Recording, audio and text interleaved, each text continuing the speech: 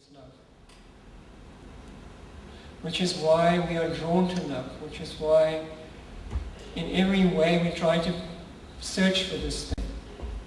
And the closer we come to love, the happier we are, the further we are away from it, the more disconnected we are. And I think we project it, unfortunately, outwardly. As much as our human love is beautiful, make no mistake. I've experienced the heaven and the hell of human love, and as independent as I thought I was, I need it as much as any other human being. It makes life bearable. It gives us a bridge to that oneness and that union we're so looking for. But most of the time, like in the painting, it's symbolized, they come together, but somehow always painfully apart. We fall in love. What is falling in love? Two separate beings, two separate ego entities wrapped in their little shells, cut off and alone, drifting through the world, and something starts to happen. Those boundaries soften, they melt, and we become one, and we call that emotion falling in love. Two separate people suddenly become one, and for a while it's wondrous, amazing, incredible. You love everything, you're floating on a cloud. People can say anything. Money comes, money goes, no problem. People insult you, they praise you, no problem. Enemies are forgiven, no problem. All until the ego boundaries snap back into place. And then, shock of shocks, we discover, my God, what happened to that person I met? It was so wonderful, it was so one. And now it's just two delicate souls trapped in these ego suits of armor, rubbing off against each other. And there's just a lot of friction, but not a lot of love. And suddenly you're thrown into that agony of separation again.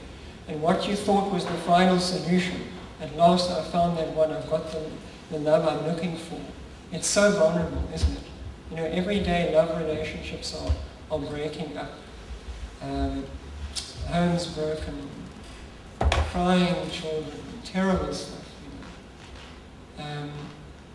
So, is that really the place we're looking for? Ultimately, it's beautiful, but it's a metaphor. It's wonderful, but there's more to life than I love you.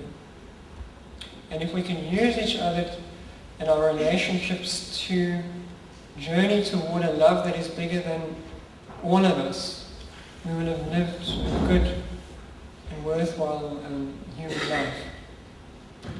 Ramakrishna, I think, gave a beautiful image of a man that wakes up at midnight and he desires to smoke. He has this craving for a smoke, and he fiddles around and he hasn't got a light.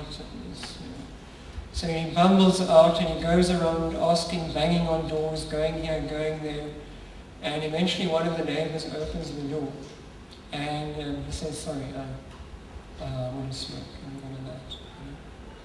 And the man looks at him and he said, what is the matter with you?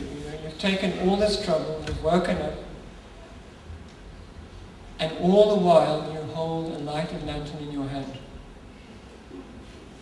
So what we want, what we really want, is already within us, but we wander the whole world in search of it. And unless we learn to spend time with ourselves, unless in the Christian tradition they call it prayer, in the Asian traditions they call it meditation, a time where you can cut yourself off temporarily from the world and reconnect with who you really are. And just take a venue like this, just outside the periphery. There's traffic, there's hustle, there's bustle, there's car parks, there's noise, there's people, and we come through the first threshold at the entrance into the courtyard. It becomes stiller. Then we come into the hall, the doors close. And in this inner silence, with full attention, no distraction, we feel that vibration. We feel the presence of something bigger than everybody. And again, to use a Christian phrase, I think it was Christ that said, where, two or more are gathered in my name, there I am, And it's only when we're able to still our minds,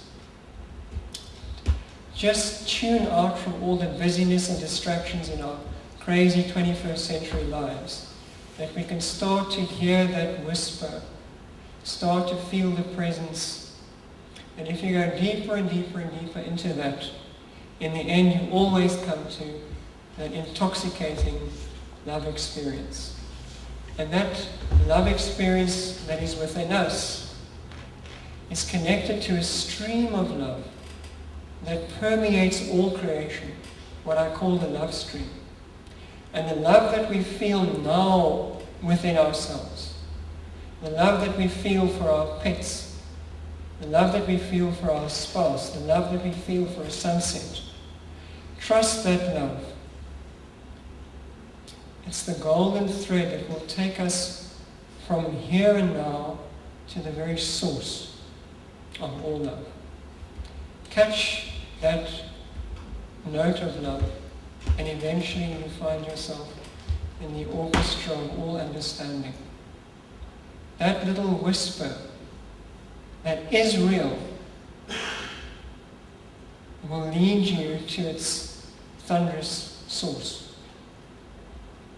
And we have to trust that it's there. Otherwise, why bother?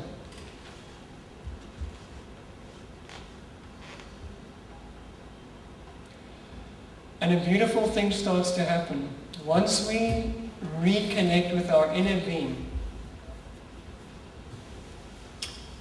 our soul, who we really are, it begins to reflect outwardly.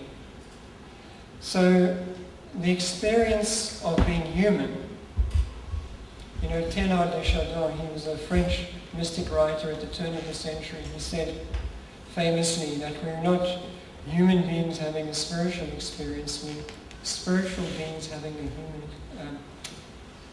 human experience. Spiritual beings having a human experience. And the idea is not to just get theoretical knowledge, go to church on Sunday and read the holy book, but to touch our core identity, our soul, and start to experience that and to live it. They say that the Creator doesn't ask us what we believe. With Him, doing is believing. So in the book I try to present the stages of that, where through contemplation we can connect with the soul that we are. Because this body is temporary. It's one undeniable concrete fact. In a few short years, not one of us will be sitting here.